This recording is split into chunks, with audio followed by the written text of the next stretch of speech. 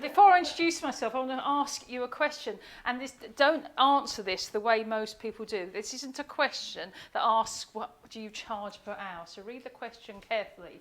That says, if your desired income was made up only from the time you could sell by the hour, what would your hourly rate need to be? And I'm not asking you, what do you charge per hour?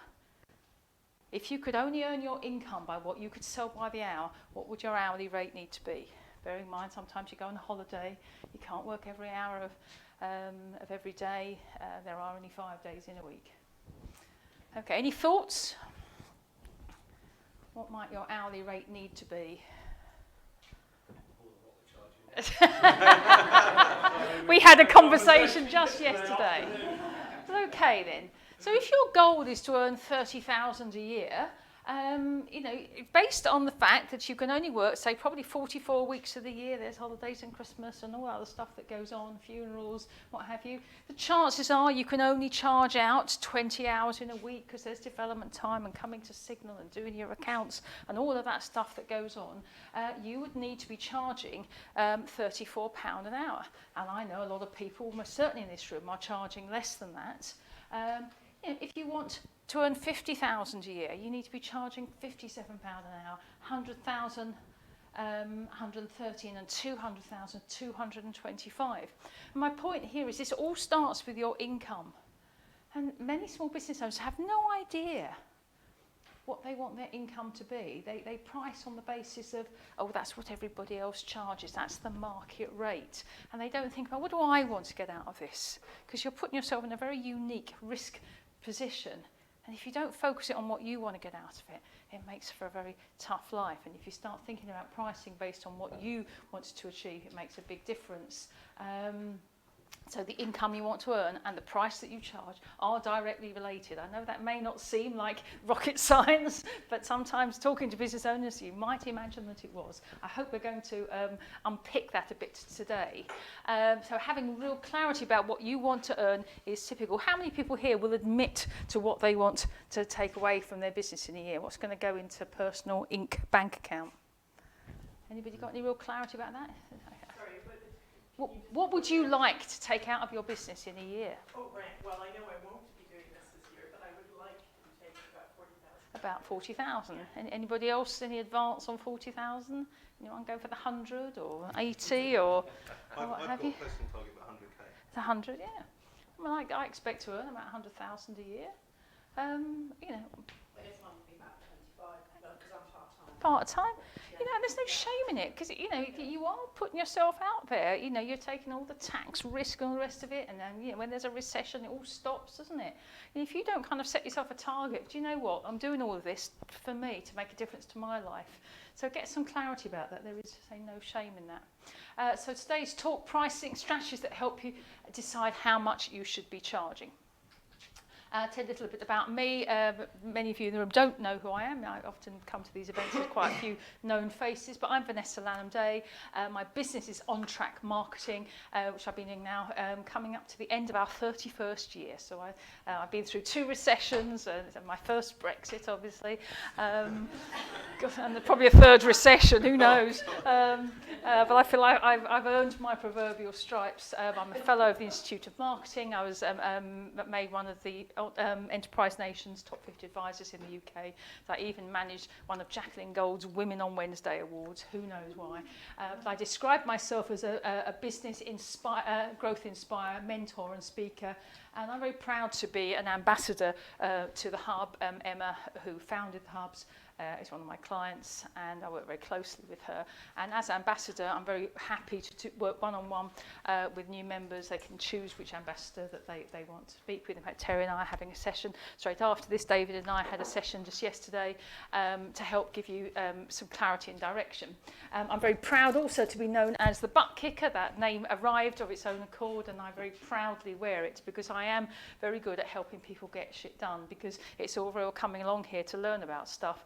but it's what you do with what you learn that matters. So getting people to account for what they plan to do next. So when we get into the second half of this, we will be looking to hear from you, specifically what you plan to do to go away and implement as a result of this. Otherwise, it's been a nice morning and you've all had a coffee and chatted, but it won't necessarily deliver in your business. So expect more of that. I tend to speak quite quickly. You may have spotted that. But so any questions, do feel free to chip in and ask me to clarify.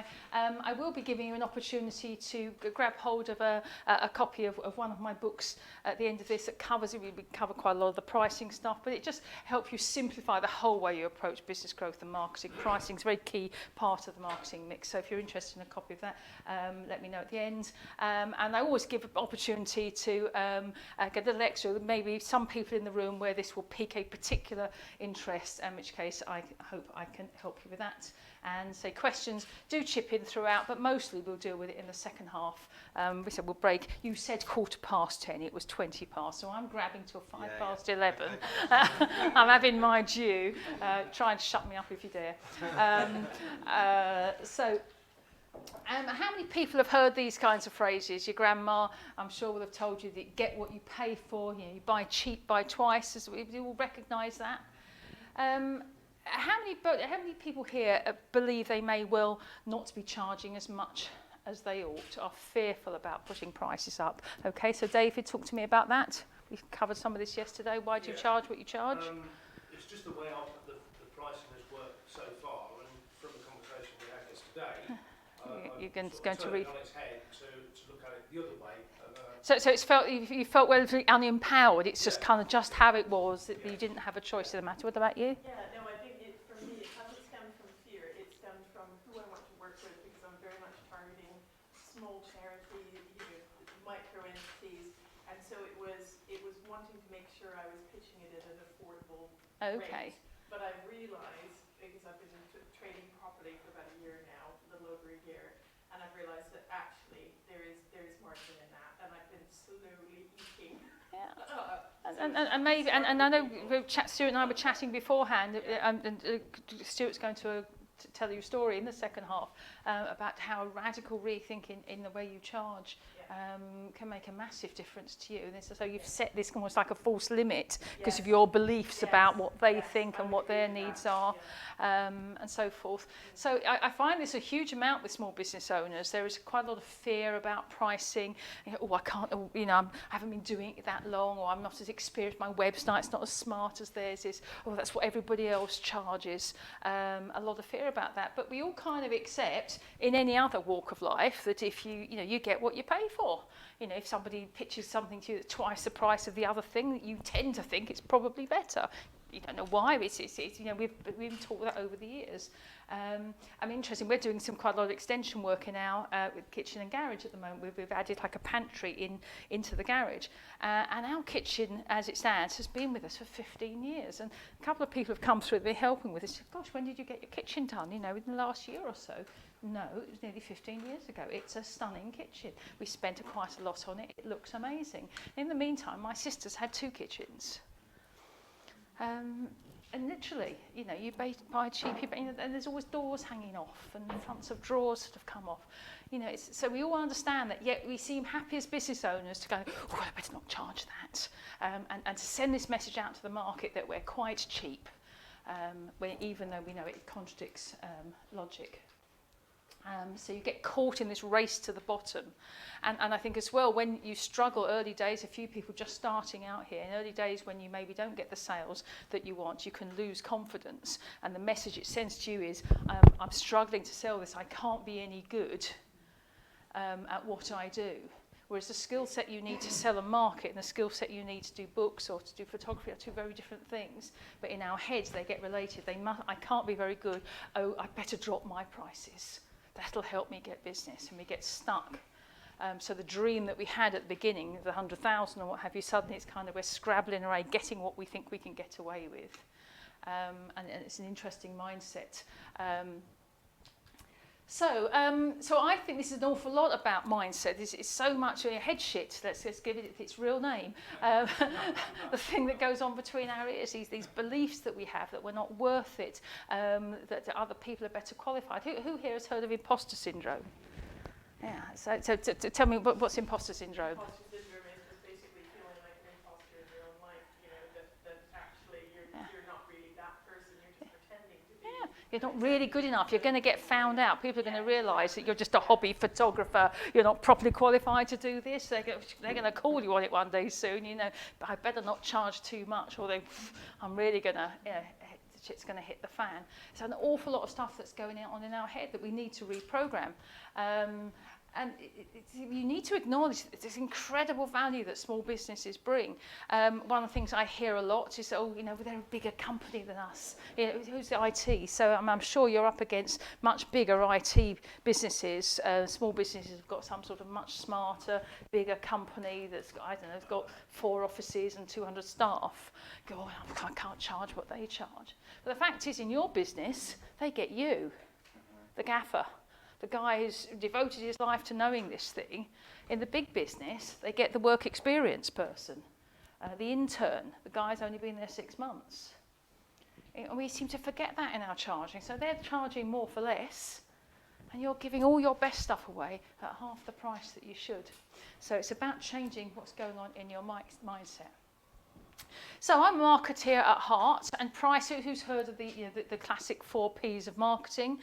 So we've got product, price, place, and promotion. So basically, what it is that you sell, the price that you sell it for, the environment that you sell it. Could be in retail, it could be online, and so forth, and the way in which you promote it. And generally speaking, people think of marketing as being promotion. They forget there's all these elements that are part of it. But marketing is all about finding a strategic mix of all 4 of these to achieve optimum results for the business. So it's kind of like playing with all those different elements to find something that gives you optimal results. So we're going to come back to that more than once today. So this sense of how does pricing fit into all of this? Now, in a marketing funnel, and that's not what today's about, so I haven't got my pictures of a funnel, but we all know what funnels look like. They're wide at the top, narrow at the bottom. And you're always going to need more people at the top to convert at the bottom. So if you're trying to achieve a 100,000 turnover, do you need 1,000 customers spending £100 with you, or do you want 10 customers spending £10,000? Which of those 2 do you think is easier to achieve? The 10 customers. Yeah, why? You only have to sell 10 things. Yeah, so if you 1 a month, it's quite big money, I get that. Anybody here ever sold 1,000 of anything in a given year?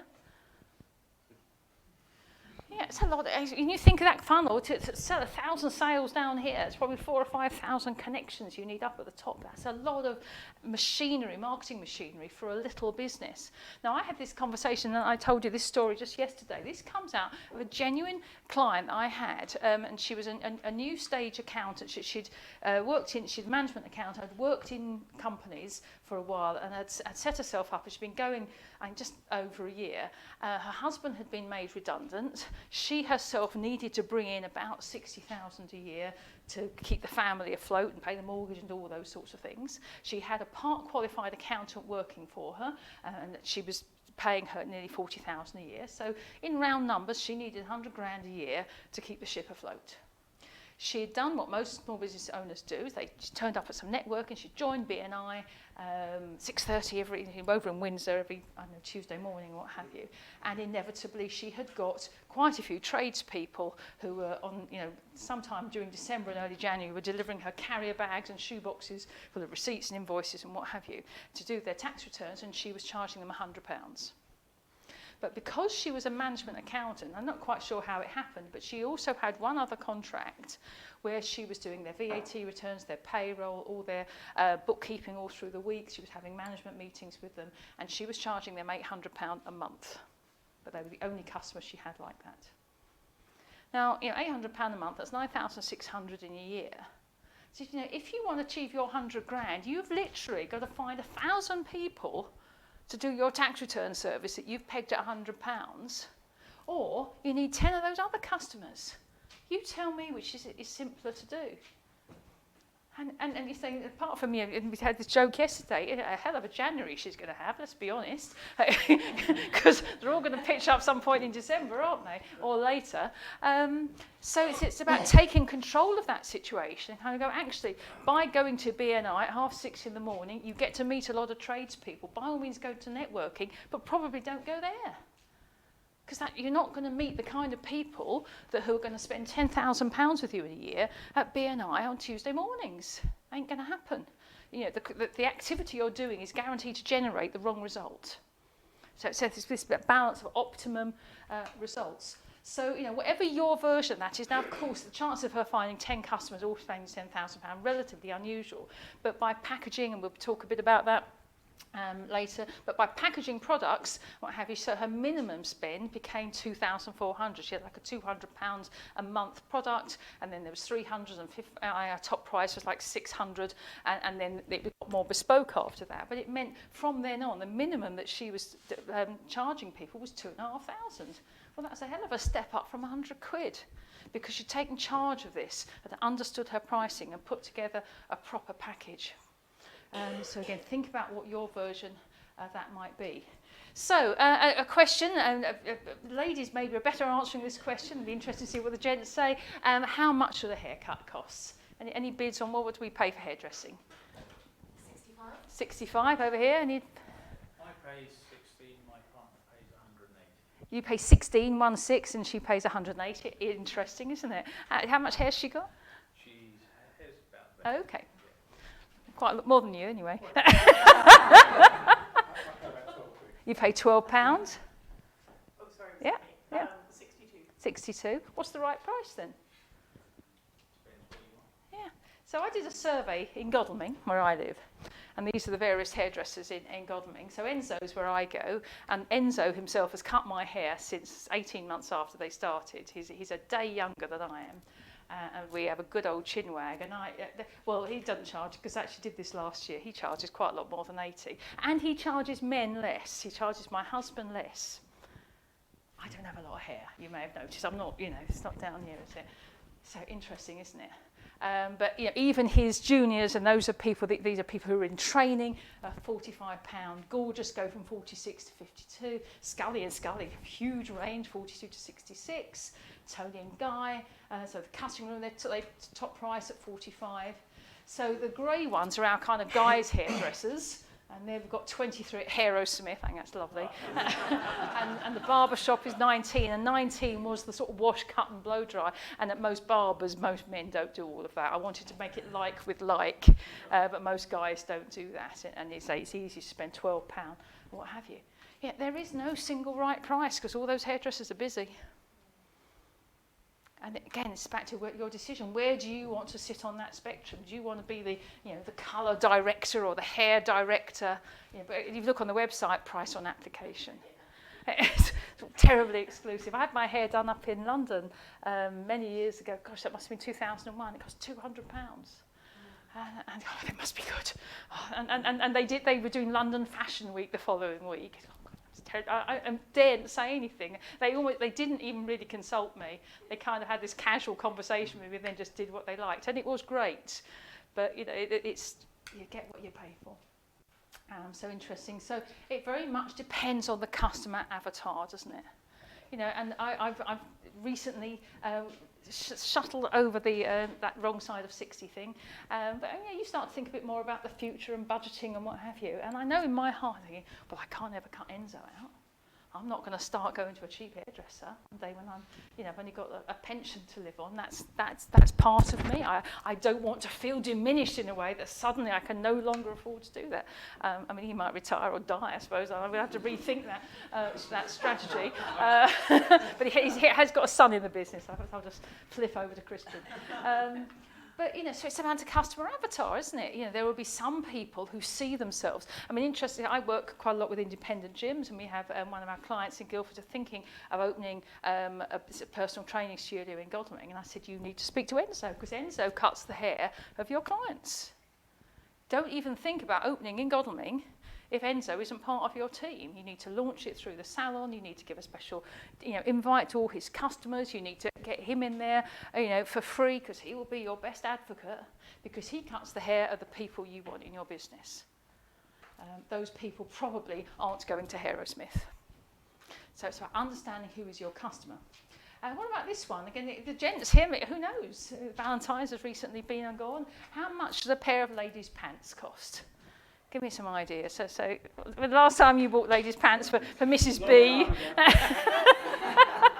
I'm going to take a guess at, I don't know, £15. £15, okay. Ladies, what do we think? What do ladies' pants cost? She's wearing 6 or 8. You're talking about value adding there. So what do you reckon? Well, I wouldn't spend more than like £6 or £8 unless it was. Okay, for a single pair, for a special occasion, okay. Yeah, probably about 6. £6, okay. I did a survey, and our survey said, right, so at one end of the market, and let's be honest, there are, lesser TK Maxx, I suspect, sell knickers, I don't know. But M&S, who kind of pitch themselves reasonably up in the market, so you can get 5 pairs of ladies' pants for £7. But equally, from Marks and Spencer's, you can get a pair for £15. So, it's just quite a big difference. So what's that? About £1.20 a pair, £1.30 versus £15. Harrods, absolute bargain. And the benefit of these is they actually say Monday, Tuesday, Wednesday, Thursday. So if you ever get confused, you know what the day of the week is, you know what you should be wearing. So you get 7 pairs for 180. It's just a thought. Rigby and Peller, £130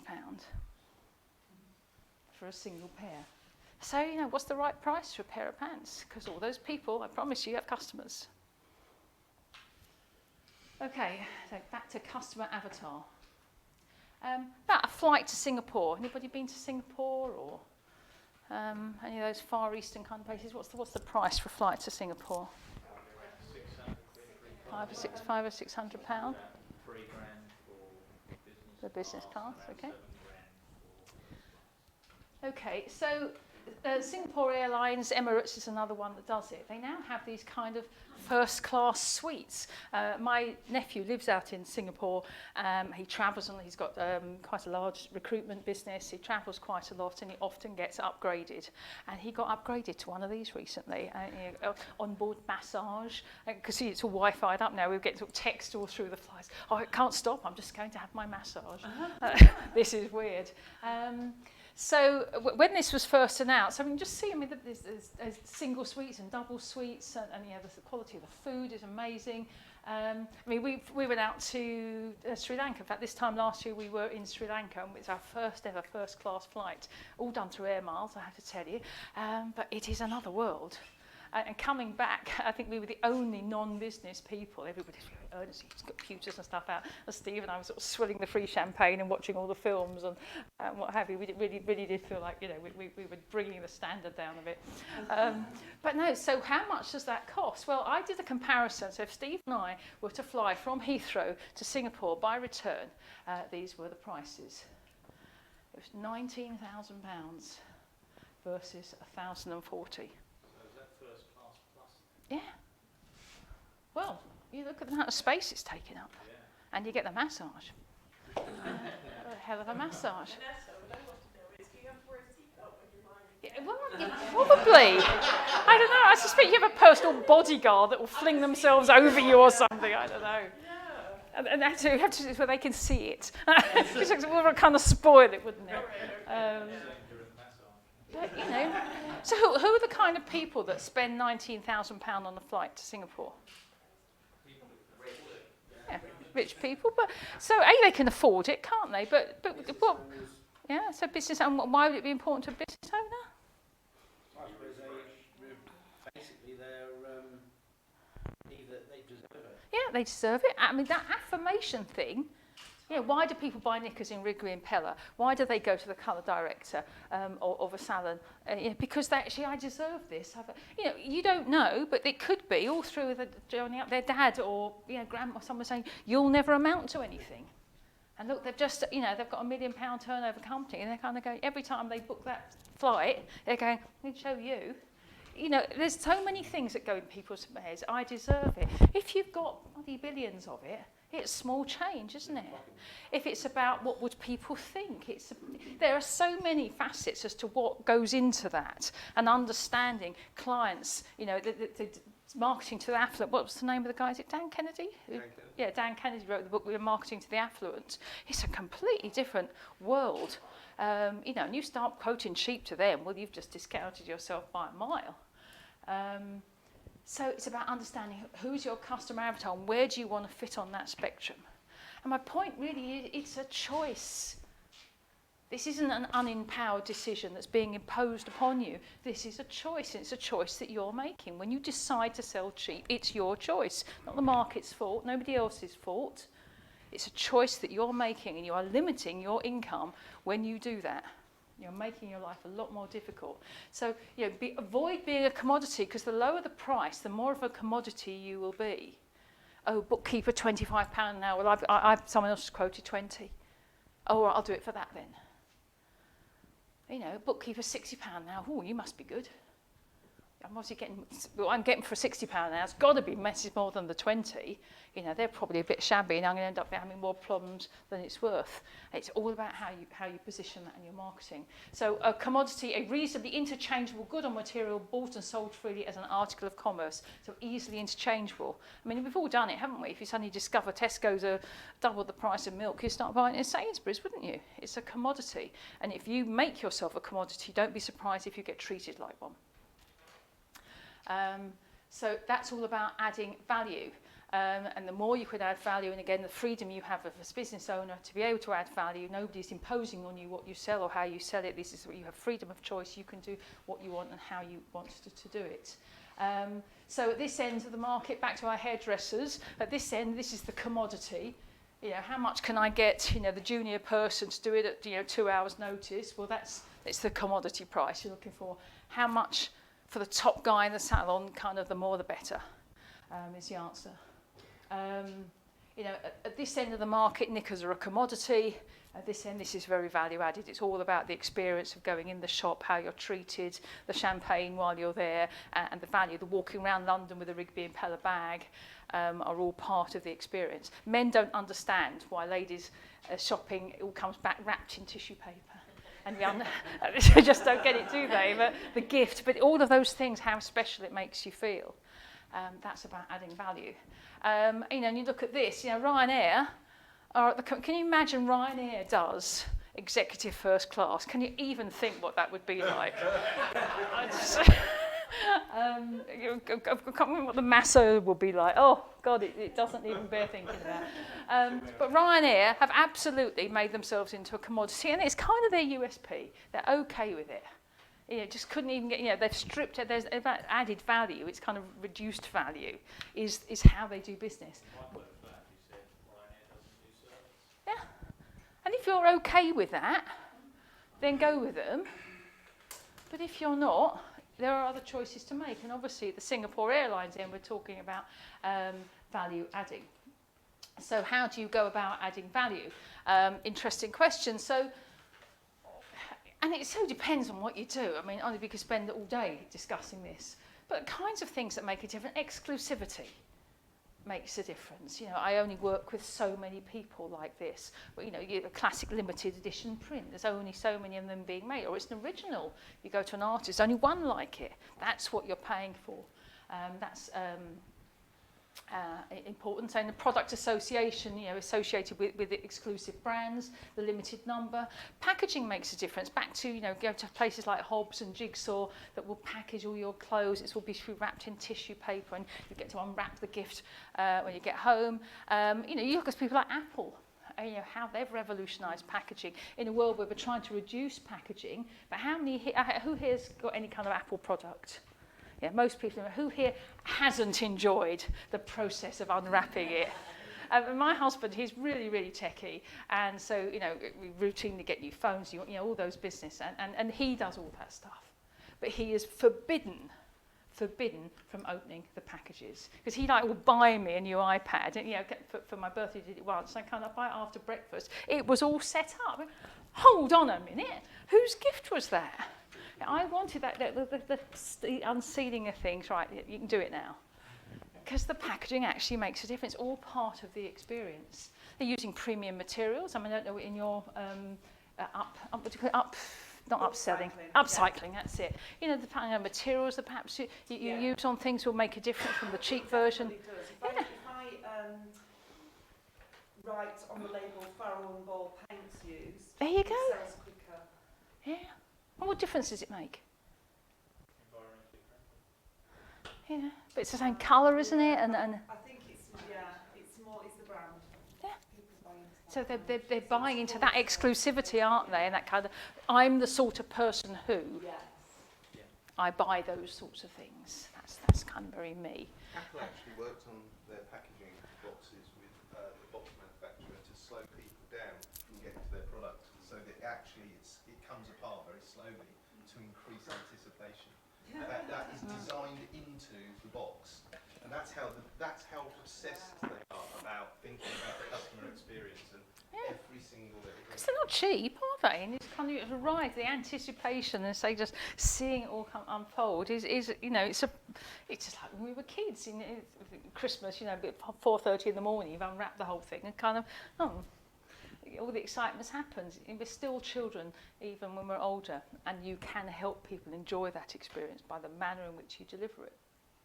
Things like, I remember working with I've worked with lots of designers in my business because I'm not a designer, but I work with designers to help clients. And several people I said, this would be a really good designer to work with you. But one guy, was it on a course I think I met him, and he had his studio in Chelsea. And he was quite a lot more expensive, but some of the stuff he'd done was amazing. And I worked with him on one client. And things that they did I'd never seen before. You'll know that in putting together a logo, there's masses of workings, all the different variations. They present the whole lot to clients. They present it on this sort of giant board, all the workings, so you can see everything that they went through. But the reveal of what they then did was beautifully done. I'd never seen it so, here's a PDF with 2 or 3 things on it. It was a real sort of reveal process. And I really felt that the experience they took the client through in taking them through that brand was the most exquisite I'd ever seen. They understood all the work and the anticipation of which route did they finally go down, and then they finally revealed it. Was really exciting. And the client instantly bought into it. They didn't go down that I don't like that.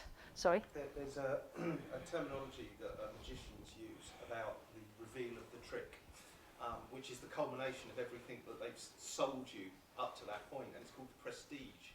And I quite like that as a thought process, that this thing should be absolutely presented as a ta-da, and most businesses don't. They just kind of, that's it. Yeah, here it is. So when you attach a proposal on an email versus printing it and putting it in a folder and sending it to somebody, if it's not life critically urgent, they get it this afternoon, why wouldn't you print it and send it to them? Because your mindset when you're opening something in the post, we don't get a lot of post anymore, it's very different. But it's easy, isn't it? It's quick, it's a job done. And you're actually depriving the customer of that. So all those sorts of things make a difference: premium styling, premium materials, and so forth. So consultancy, so I did a talk to a whole room full of consultants last night up in London. And so thinking, if you're selling consultancy, and a number of people here, you may well be doing that. Certainly, you're a service, a business-to-business service. It could well be what you end up doing.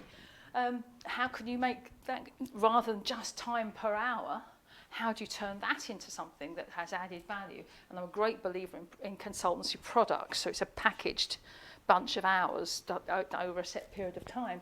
But say exclusivity, I only ever have 2 clients I work with in this capacity. One of my clients, anybody here saw Hayley's talk, she's the dating agency. She charges $9,000 a year now for her normal service, but $15,000 a year if clients work with her. But she only works with a maximum of 5 clients. So, for the right, I want to work with that person. suddenly then need to spend, sorry? I think she's gone up to 18. Oh, 18, yes. You know, it's just exclusivity. Oh, I'm the sort of person that has the best. And suddenly you can justify why it should cost you twice the amount and that there's value in that. So there's lots of different ways, and same particularly in any kind of consultancy, it moves you away from this price per hour, which is a commodity. Oh, he charges less than that, why should I go with you? I don't earn that, why the hell should I pay you that? So take the price away. I can give you a very shocking example of this. With a meal there. A friend of mine is essentially a house photographer, so he was charging £1,000, £1,200 to £1,000 to photograph this guy's house. It's all high-end stuff. And the guy who was there for the day doing the house, the guy who owned the house was very friendly, very chatty, and was telling him about his business. It was very exciting because he just launched a new gym. Big one, very industrial type building, but with just stacks of machines, lots of staff, coffee, breakout area for work, all bright colours. And he was really excited about the photographs that he had done by this photographer. And he had a photographer come up from London to photograph this gym. He showed my mate the photographs, and he was like, these are great photos, but nothing beyond what he would do. I mean, they were interior photographs. Yeah, I mean, from his point of view, bread and butter And stuff. he had paid? He paid £6,000 for one day. Yeah. And this guy was like, he was like, he's a great photographer, come up to London, £6,000, it's good value, isn't it? It's perception, isn't it? Wrong. It's pure perception. Perception. Yeah. Because I'm the sort of guy, because I've done all of this, I need a photographer to match, don't I? It would be incongruous to spend £600. It would be a cheap job, wouldn't it, given what I've done here? So understanding that mindset. So coming back to this marketing mix, it is that optimum, the strategic mix to achieve the optimum. So so go along with this next exercise. I've presented this, I think, 3 or 4 times now to the hub, and everybody says, oh my God, it really made me think. So I'm going to propose, so just imagine a software product. It could be a photography package. But basically, you think of bronze, silver and gold, the classic 3 packages. They're kind of, there's a basics one, there's a medium one, and there's a top end. And they're £10, £20 or 30, or it could be 1,000, 2,000, 3,000, get the principle. Which of those do you think is most likely to sell? Middle one. The middle one, okay. Any other thoughts? No? Middle one. Yeah, and you're absolutely right. Most likely people will go, oh, yes, the middle one. And probably the next one's going to be the £10. Few people probably will go the other way. So the net result of that is it's going to be £15, maybe £17.50, or average sale, depending on the proportions of those. We're going to peg that at about, say, £15, £17.50, what have you. Okay, with me so far. Same 3 products. The products have not changed, but this is how we price them. £10, £20 and £60. Which one do you think is most likely to sell? 60. Why? I challenge that. Special. Okay. It's different. You've got the cheap end, and you've deliberately kept that away from a higher end price. Okay. Okay. Any other thoughts? Yeah, I was thinking the same as well. Oh, well, that's interesting. What would you say? I would say the £20 still. Yeah. It will be the £20 because for only a little bit more, I get a lot more. But for a lot more to go to the next stage, you're much.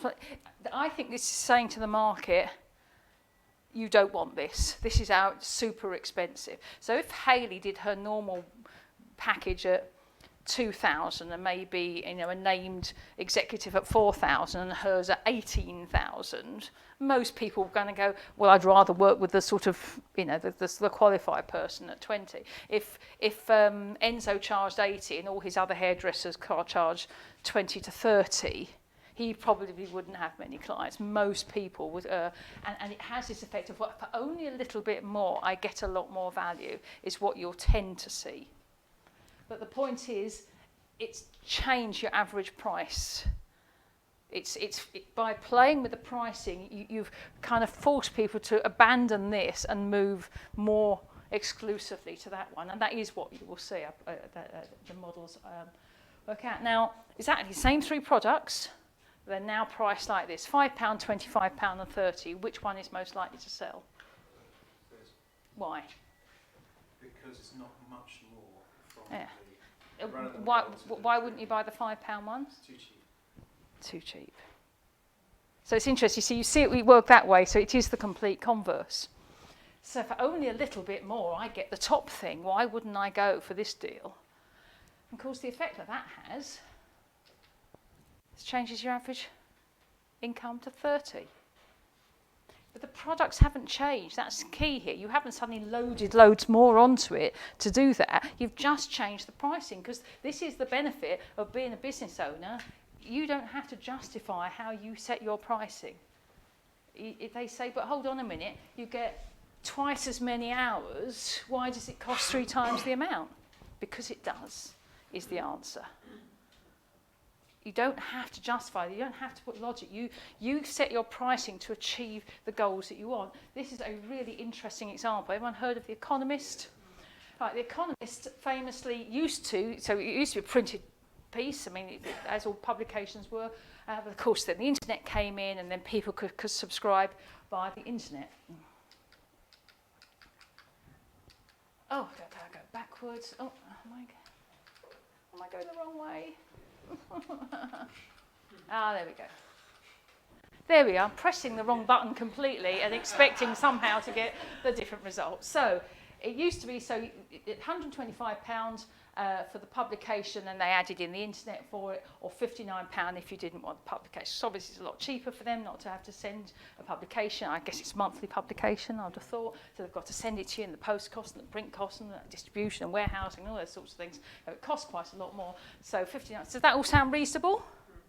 So 68% of their sales, so just over 2/3 internet only, and 1/3 were internet and print. They wanted to up their average price, because why wouldn't they? And so they added in a 3rd level. So they said internet only 59, print only 125, print and internet 125. And look at the impact on their sales. It's extraordinary. Because for nothing more, I get all that extra value. Why wouldn't I do that? And then nothing changed. Nothing changed. Because nobody went for the middle one. Why would they do that? They're just playing with the prices. I think it's fascinating. So I've said I work a lot with gyms. So a friend of mine, it's a Farnham lad actually, but he's one of the top UK independent gym owners. He has mastermind groups, coaches and mentors of over 100 gyms in the UK. And was one of the key people in bringing across the small group personal training model, which the Americans are always ahead of us in the personal training or the gym and fitness world. So he's got 2 gyms in London, one in City Road, one in Kensal Road, which is around Notting Hill. So he worked for the Harbour Club for a while up there, then set up his own gym, took all his clients with him. Bizarrely, I don't know how they allowed that, but they did. And his very first, it was a big sort of warehouse that was converted, and of course, terribly, terribly posh people he worked with. And said, "This is really marvellous, Jean-Claude." It's like working out in a prison. So there's all these sort of bars on the window. They're kind of rather like that slightly downscaled feel about it, but he's really come up with a word. He's got a fantastic gym, and this is their pricing structure. So this is how it works. So people come in on the trial offer. So it's £149. And we've adopted this model completely in Guildford, where the guys that I work with there. So his trial offer for small SGBT, so they get the unlimited, they can book in for as many sessions in a given week as they want, and that's their starting point. So it's not a huge sum, it's more than you'd pay for Virgin, I get that, but it's not difficult. So, and they deliver a really top service. So they don't deliver a cut-down service, they deliver the full Monty, what they want people to do. So at 3-week point, it's all diarised, and they're focused on what they need now to start thinking about how they're going to convert this customer to become a regular gym user with them. So the conversation goes something like, well, obviously the first step could be £199. You can come, it's not an awful lot more than they've spent already.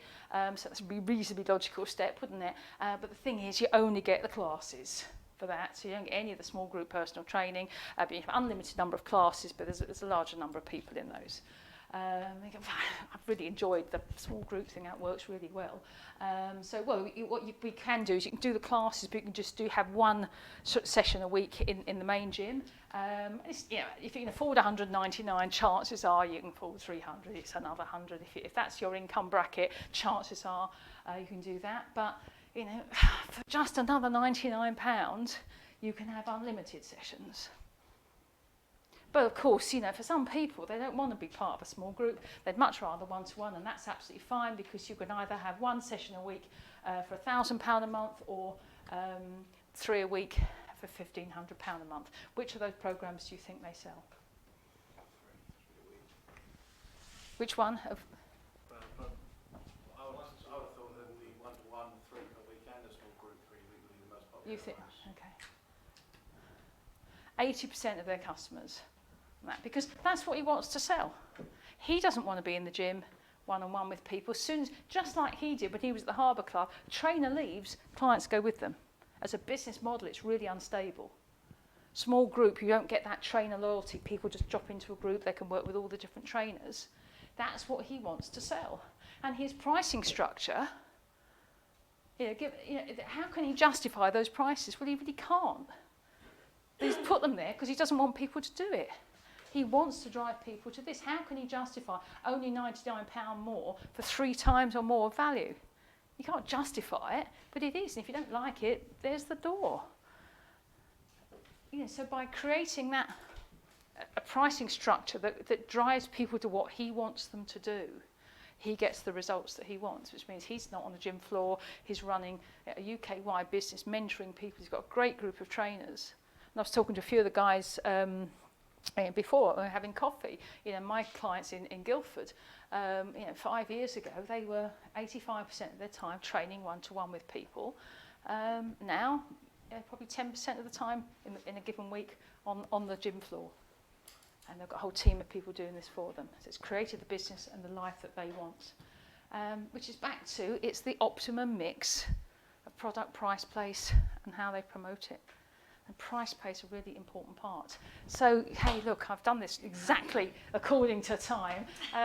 So I said at the beginning, I'm very happy to share one of my books with you, and I'll show you how in just a moment. There's no cost to that.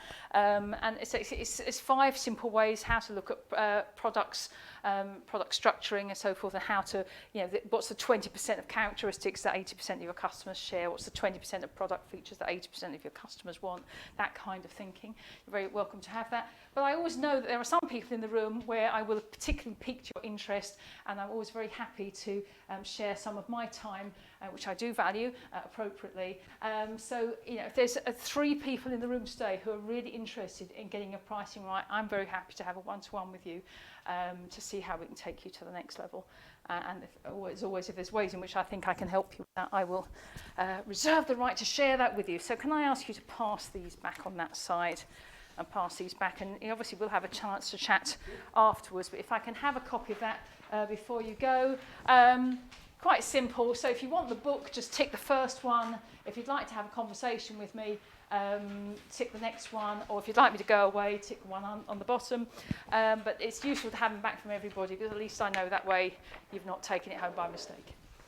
So there we are, ladies and gentlemen. Thank you. And we'll come back and chat afterwards. Fantastic. There we are. That's my question to cover off afterwards. Okay, so when we come back, we'll be talking about that. And we'll be talking to Vanessa about pricing and strategies around it. So thank you very much.